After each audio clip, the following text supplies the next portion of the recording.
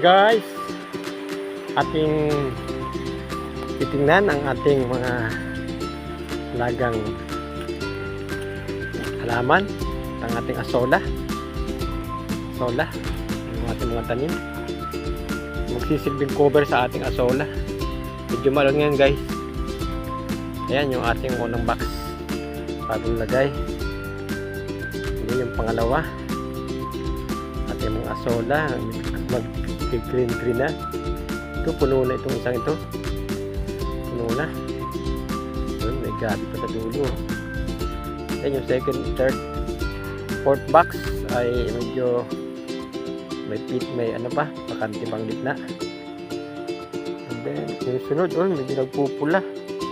Umupula sila pero hindi naman problema yan. Gagawin natin fertilizer yan sa ating mga halaman. Ayan, pula rin yung pangalawa. Ito, hinaharvest na natin itong isang nasa box na ito kasi pampakain sa ating mga alaga sa isda at saka sa bako. Ito yung pula, bali apat na box yung medyo pumupula kasi yung cover di pa maayos yung so na direct na sisikatan ng araw, pumupula siya. Ito punong-puno na rin yung isang ito. Ito bagong lagay, bagong harvest ng nakaraan. Linis lagay ng bago. Ayan,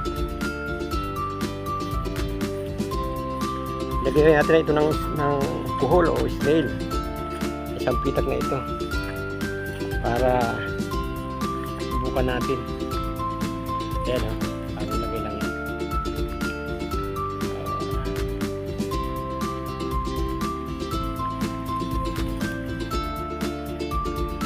Ayan ang trellis, mababa ang trellis. May trellis ito para pag lumago yung ating mga tanim. Ayan yung palaisdaan.